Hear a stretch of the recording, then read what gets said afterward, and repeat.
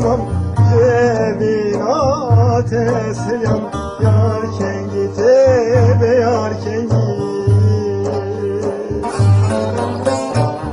Jitemeni kıyı civan biz sararı ya tamam cebin ateşyan yarken gite be yarken git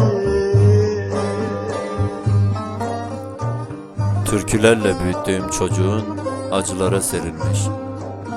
Dilsiz umudun, imkansız sevdasıydın sen.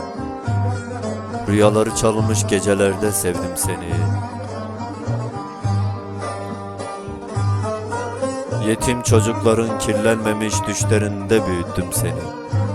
Her gülüşün acılarıma sürülmüş bir merhem gibiydi. Lacivert okyanuslara uzanan umuttu gözlerin.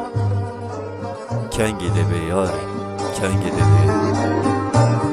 Evum nefeşeki kengin Birimli ser koredani Man be yasin, man be terkin Yar kengite be yar kengit Evum nefeşeki kengin Birimli ser koredani Man be yasin, man be terkin Yar kengite be yar kengit Yeni doğmuş bir bebeğin kundağında uyuttum hasretimi. Kirpiklerin papatyaların avuçlarına uzanmış uyurken ben yüreğimi közledim acılarında. Sen umuda gülümserken ben bedenimi közledim günahına. Ne olur sus bir tanem. Kaybettiğim güneşi senin gözlerinde bulmuşken onca fedakarlığımı ne olur büyütme. Her şey senin yüreğin ve sevdan için. Ken gede be yar, ken gede.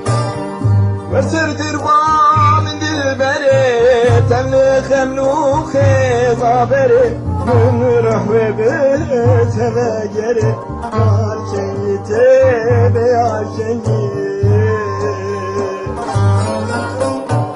Veserdir min dilberi Temli khemluhe zaberi Gümrüh ve beteve geri Yar kengite be yar Can you